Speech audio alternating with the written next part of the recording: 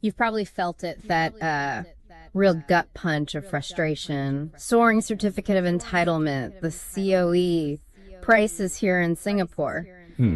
The whole debate's been reignited, hasn't it? With Assembly AP Jamus Lim weighing in. Yeah, it's definitely front and center again. Why is owning a car here just so incredibly difficult? And, I mean, can the system ever really work for everyone, not just, those with the deepest pockets? Well, the current system, it does generate significant revenue, and that funds our public transport, which is, fantastic. True.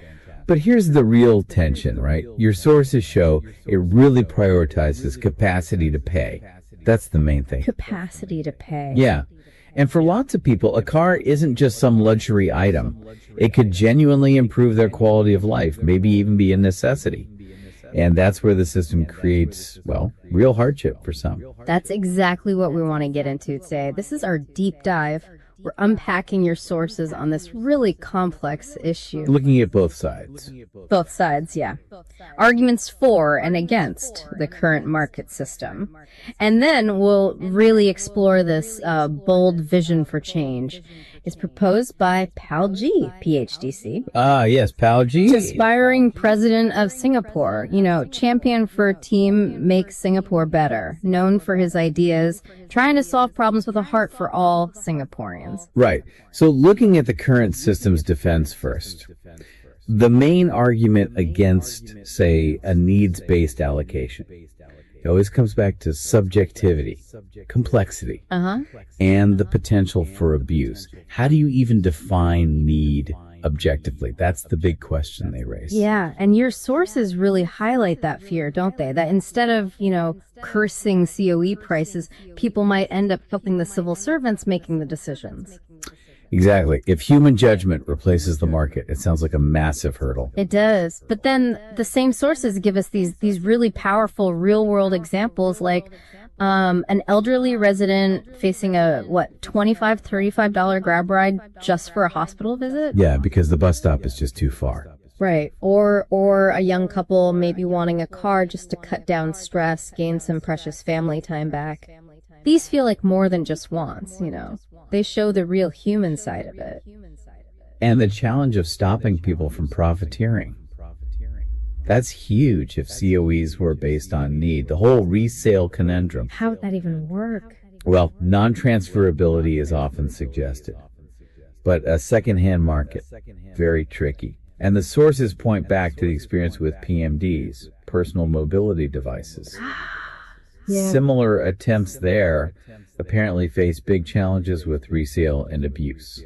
So that's a key lesson, how to prevent that kind of exploitation. And it's not just needs-based, right? Your sources mention other ideas, too, like a pure ballot. Yeah, but that doesn't really address need. High demand, sure. Or changing COE pricing to the actual bid, maybe, not the lowest qualifying one. Or even tweaking the OPC scheme, the off-peak cars. Doubling the discount, doubling the usage fees, perhaps. But like you said, none seem to fully tackle that core equity issue for everyday folks. Which brings us then to the proposal from Pal G, PhDC. Right. His goal seems to be a system that's, pragmatic, economically sound, but also fundamentally more equitable, trying to move beyond just market good needs bad. Okay, so let's get into the specifics. Pillar 1 seems to be targeted, tiered COE allocation for essential needs. Yes, building on the existing disabled person scheme. Which helps people with disabilities get vehicles now. Exactly. His idea is to strategically tier the categories. So, an essential use category, EUC, small, highly regulated, for really critical needs. Right. Severely disabled citizens, maybe chronic medical conditions where public transport just isn't feasible for regular hospital visits. The criteria would be careful development, with medical, social professionals, using existing data verified by independent panels. Independent panels, okay. And then there's another tier. A family and caregiver category, offering COEs at a more accessible price, potentially capped, for families with, say, multiple young kids or registered caregivers. eligibility linked to household income. So segmenting the need carefully, that's Pal G's approach. That seems to be the core idea, yes. Then, Pillar 2. Transparent allocation with robust guardrails against abuse. This tackles that bureaucracy fear. Right. He suggests using data-driven eligibility, digital portals maybe, to minimize that subjective human judgment. And an independent review process for appeals. Yes, an independent board, maybe medical professionals, social workers, community leaders, to handle tricky cases, build public trust. Okay, and critically, how do you stop people selling these on? The non-transferability point. Strict non-transferability for these categories.